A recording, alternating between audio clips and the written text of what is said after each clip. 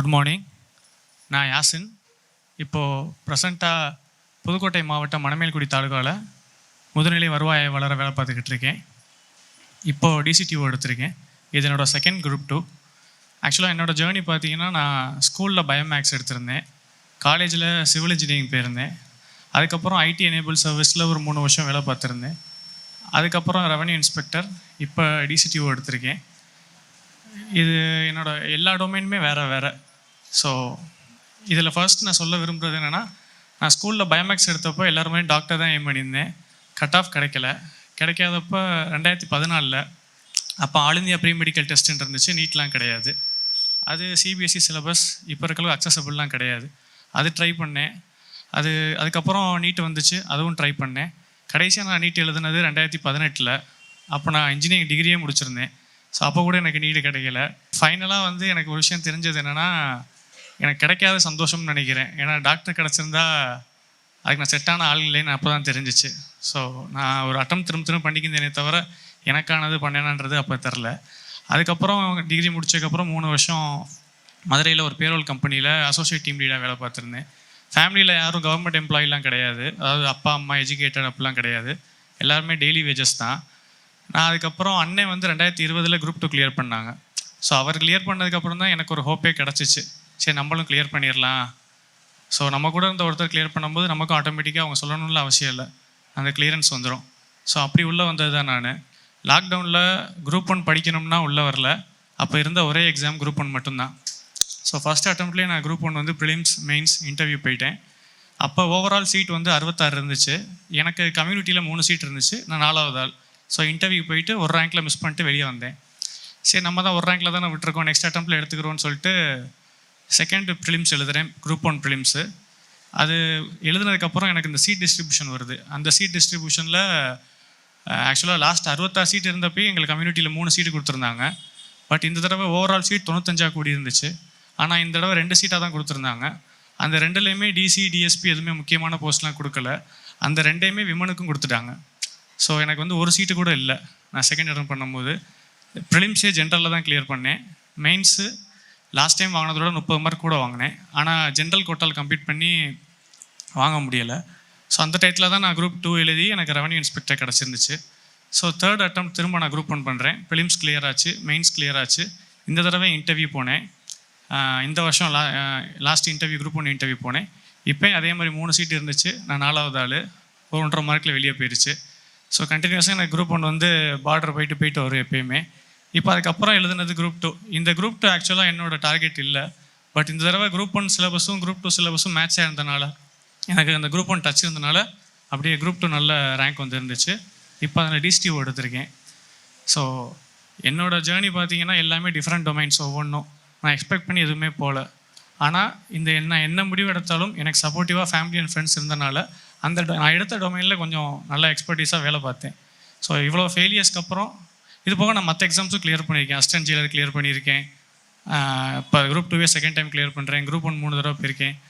So இவ்வளோ அட்டம்ப்ட்டுக்கு அப்புறம் நான் அட்டன் பண்ணுற ஃபர்ஸ்ட் அச்சீவர்ஸ் மீட் இது தான்.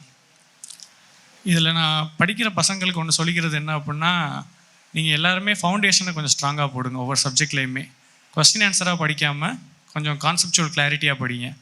அதே மாதிரி உங்களுக்கு படிக்கிற கூட இருக்க பையனை ஒரு காம்படிட்டராக பார்க்காதீங்க, கம்பேனியனாக பாருங்கள். அவர் மட்டுமே உங்களுக்கு காம்படிஷன் இல்லை. ஸோ இங்கே நிறைய பேர் என்ன சொல்கிறாங்கன்னா, பக்கத்தில் இருக்க பையனோட கூட மார்க் வாங்குறான், கம்மியான மார்க் வாங்குறான்றாங்க.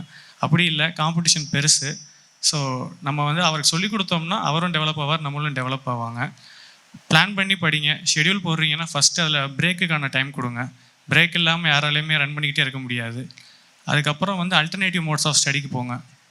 இப்போலாம் சோஷியல் மீடியா, நியூஸ் பேப்பர், அதுக்கப்புறம் யூடியூப்னு எவ்வளோ மூலமாக படிக்கலாம். இன்னும் புக்ஸ் மட்டுமே படித்து கிளியர் பண்ண முடியுன்றது கஷ்டமாயிடுச்சு இப்போலாம். அடுத்து முக்கியமாக ஒரு ஸ்கில் தேவைப்படுது அப்படின்னா கவர்மெண்ட் எக்ஸாம்ஸ் கிளியர் பண்ணுறதுக்கு அப்சர்வேஷன் நான் சொல்லுவேன். அப்சர்வேஷன்றது வெறும் புக்ஸை தாண்டி ஒரு கவர்மெண்ட் எம்ப்ளாய் எதெல்லாம் தெரிஞ்சுக்கணுமோ அதெல்லாம் தான் அப்சர்வேஷன். ஃபார் எக்ஸாம்பிள், இப்போ நம்ம வீட்டுக்கிட்ட ஒரு ரோடு போடுறாங்கன்னா நார்மல் பப்ளிக் ரோடு போடுறாங்கன்னு சொல்லுவாங்க. ஒரு கவர்மெண்ட் ஆஸ்பிரண்ட் அந்த எந்த ஸ்கீமில் ரோடு போடுறாங்கன்னு தெரிஞ்சுக்கணும். ரோட்டில் ஒருத்தருக்கு நம்ம சிலை பார்க்குறோம்னா அந்த சிலை எதுக்காக வச்சுருக்காங்க, அவர் யாருன்றதான் தெரிஞ்சுக்கணும். இந்த மாதிரி புக்ஸை தாண்டி நம்ம அப்சர்வேஷன்ஸ் நிறையா வச்சுக்கிட்டோம்னா நிச்சயமாக நம்மளோட நாலேஜ் டெவலப் ஆகும். நாலேஜ் டெவலப் ஆகும்போது எக்ஸாம்ஸ் கிளியர் பண்ணுறது பெரிய கஷ்டமாக இருக்காது. அதுக்கப்புறம் வந்து நிறைய பேர் இங்கே ரிவிஷனுக்கான டைம் கொடுக்கறதில்ல. ஸோ ப்ராப்பராக வீக்லி, டெய்லி, மந்த்லின்னு சொல்லிட்டு ரிவிஷனுக்கான டைம் கொடுங்க. பீரியாடிக்கலாக அவங்களே ரிவ்யூ பண்ணுங்கள். இதெல்லாம் பண்ணும்போது நமக்கான காம்படிஷன் நம்ம மட்டும்தான் இருப்போம், வேறு யாரும் இருக்க மாட்டாங்க. இந்த டைமில் வந்து நான் டெக்னாலஜி எம்பேப் பண்ணி படிங்கன்னு சொல்லுவேன். ஏன்னா இப்போ இருக்க சாட் ஜிபிடி, வீடியோ கிளான்சர் அப்படின்னு சொல்லிட்டு எக்கச்சக்க விஷயங்கள் நம்மளோட படிப்பை வந்து ஈஸியாக்கிறதுக்காக இருக்குது. அந்த மாதிரி விஷயங்கள் நிறையா அவங்க இதில் ஆட் பண்ணிக்கோங்க. ஸோ நான் 2014 காம்படிட்டிவ் எக்ஸாம்ஸ்குள்ளே வந்தேன். ஏஐபிஎம்டின்னு எழுத ஆரம்பிச்சு 2025 தான் ஃபஸ்ட்டு அச்சீவர்ஸ் மீட்டே நான் பேசுகிறேன். இதுக்கு முன்னாடி நிறையா கிளியர் பண்ணியிருக்கேன், நிறையா ஃபெயிலியர்ஸ் அதை விட வாங்கியிருக்கேன். பட் அன்லெஸ் அண்ட் அன்டில் நீங்கள் அக்செப்ட் பண்ணிக்காத வரைக்கும் அது ஃபெயிலியர் கிடையாது. ஸோ அதனால் நீங்கள் கீப் ஆன் ரன்னிங். நீங்கள் போனீங்கன்னா அது சக்ஸஸ் இன்னும் இருந்துக்கிட்டே தான் இருக்கும் உங்கள் கையோட. ஸோ ஃபைனலாக வந்து நான் சுரேஷ் அகாடமியை பற்றி பேசியே ஆகணும்.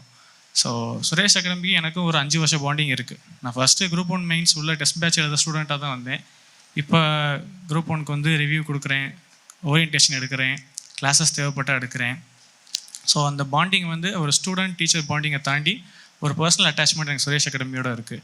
இதில் எப்படி நான் சொல்லுவேன்னா, இந்த சென்டர் மட்டும் இல்லை, இப்போ தூத்துக்குடியில் எடுத்திங்கன்னா பாவேந்தர் சார், கனிமுருகன் சார் ஆரம்பித்து சென்னையில் ராஜேஷ் சார், ஆர்கே சார், அப்புறம் மதுரையில் வந்து முக்கியமாக முத்து சார், வலியக்கா, இவங்க எல்லாருமே வந்து எனக்கு பர்சனலாக கால் பண்ணி விசாரிப்பாங்க. என் சுகே சார் கூட லாஸ்ட் மந்த் எனக்கு 2 தடவை கால் பண்ணி குரூப் 1 என்னப்பா டெஸ்ட்டு போடாமலே இருக்க அப்படின்னு சொல்லி கேட்டுக்கிருந்தாங்க. அந்தளவுக்கு எனக்கு பர்சனல் அட்டாச்மெண்ட் சுரேஷ் அகாடமியோடு இருக்குது. நான் இவங்கள்ட்ட அதிகமாக ஏர்ன் பண்ணது தான் அதிகம். ஏன்னா இவங்கள்ட்ட எனக்கு கிடச்சது வந்து நாலேஜ், கான்டாக்ட்ஸ், இதெல்லாம் வந்து நான் கொடுத்ததை விட சுரேஷ் அகாடமிக்கு அவங்க எனக்கு கொடுத்தது தான் அதிகம். ஸோ நான் என்ன சொல்கிறேன் அப்படின்னா, சுரேஷ் அகாடமி வந்து எனக்கு ஒரு 3rd பிளேஸ் மாதிரி. எப்படி வீடு விட்டால் வேலை விட்டால் 3வது நான் சுரேஷ் அகாடமிக்கு தான் வருவேன் வீக்கெண்டாக இருந்தால். இது எனக்கு ஒரு ரெகுலர் ப்ராக்டிஸாகவே ஆயிடுச்சு. இந்த ரெகுலர் ப்ராக்டிஸில் நான் இருந்தனாலே என்னமோ அடுத்தடுத்து எக்ஸாம்ஸ் கிளியர் ஆகிட்டே இருந்துச்சு. ஸோ அதுக்காக நான் ஃபஸ்ட்டு சுரேஷ் அகாடமி அண்ட் மென்டர்ஸ்க்கு வந்து கண்டிப்பாக என்னோட தேங்க்ஸ் சொல்லிக்கணும்னு ஆசைப்பட்றேன். இந்த ஜேர்னியில் நான் இத்தனை வருஷம் படிச்சிருந்தாலும் யாருமே வந்து சப்போர்ட் பண்ணலைன்னா கண்டிப்பாக 10 வருஷம்லாம் படிக்க முடியாது. எந்த ஒரு எக்ஸாம்ஸ் எடுத்தாலும் சரி. நான் என் ஃபேமிலி அண்ட் ஃப்ரெண்ட்ஸை கண்டிப்பாக சொல்லுவேன். எங்கள் அப்பா, எங்கள் அண்ணன், என் ஒய்ஃப், என் அம்மா எல்லாருமே வந்து பார்த்தீங்கன்னா நான் எந்த டெசிஷன் எடுத்தாலும் சரி என் கூட இருப்பாங்க. சரி இவன் எடுக்கிற டெசிஷனில் வந்து இவன் ஃபுல் ஹார்ட்டடாக எஃபர்ட் போடுவான் அப்படின்றனால என் கூடவே இருந்தாங்க. ஸோ அதே மாதிரி நம்ம ஒரு சில பேர் ஃபேமிலியில் வந்து நீங்கள் தான் ஃபஸ்ட் ஜென்ரேஷன் கவர்மெண்ட் எம்ப்ளாயாக இருப்பீங்க. நீங்கள் அப்படி ஃபஸ்ட் ஜென்ரேஷன் கவர்மெண்ட் எம்ப்ளாயாக இருக்கீங்கன்னா நீங்கள் கொஞ்சம் அதிக எஃபர்ட் போட்டு படிங்க. ஏன்னா நீங்கள் ஒருத்தர் மேலே போயிட்டீங்கன்னா இன்னொருத்தரை போய் படிங்கலாம் சொல்ல தேவையில்லை, ஆட்டோமேட்டிக்காக அவரே மேலே வந்துடுவார். எங்கள் அண்ணன் ஒருத்தர் மேலே போனார். நான் கவர்மெண்ட் எக்ஸாம்ஸ் பற்றிலாம் காலேஜ் முடிச்சோன்னு ஐடியாலாம் கிடையாது. அப்படியே இருந்தாலும் நான் பெருசாக ஆசைப்பட்டது குரூப் 4க்கு தான். குரூப் 4 வந்தாலே போதும் அப்படின்றது தான். பட் இன்றைக்கி நிலைமைக்கு எனக்கு குரூப் 1 விட்டு பெருசாக யூபிஎஸ்சி போயிடுவோமான்ற எண்ணம் வந்துருச்சு. அது காரணம் வந்து என்னென்னா, ஸ்டார்டிங்கில் ஒருத்தர் பண்ணி காமிச்சிட்டாங்கன்னா அதை நம்ம ஆட்டோமேட்டிக்காக பண்ணிக்கலாம். ஸோ நீங்களும் ஃபஸ்ட் ஜென்ரேஷன் கவர்மெண்ட் எம்ப்ளாயாக இருக்கீங்கன்னா நிச்சயமாக அதிக எஃபர்ட் போட் பண்ணுங்கள். அது நிறைய பேர் உங்களுக்கே தெரியாமல் கைட் பண்ண மாதிரி இருக்கும். ஸோ இந்த மொமெண்ட்டில் இந்த வாய்ப்பு கொடுத்த அனைவருக்கும், என் ஃபேமிலி, ஃப்ரெண்ட்ஸ், ஸோ என்னை மாதிரி நிறைய அட்டம்ப்ட்ஸ் பண்ணி கிளியர் பண்ணணும் அப்படின்னு ஆசைப்படுற எல்லாருக்கும் ஒன்றே சொல்லிக்கிறேன். நீங்கள் சக்ஸஸ்ன்றது ஒன்றும் இல்லை, அங்கே உட்காந்து பார்த்துக்கிட்டு இருக்கீங்க, நான் இங்கே உட்காந்து பேசிக்கிட்டு இருக்கேன். இங்கேருந்து இங்கே தான், இவ்வளோ தான் கேப்பே. அதை மூவ் ஆகிறதுக்கு நிறைய எஃபர்ட் போடணும். நீங்கள் எல்லோரும் ஃப்யூச்சரில் ஒரு நாள் இதே மாதிரி வந்து என்கிட்ட பேசுவீங்க அப்படின்னு நம்பி அட்வான்ஸ் வாழ்த்துக்கள் சொல்கிறேன். தேங்க்ஸ்.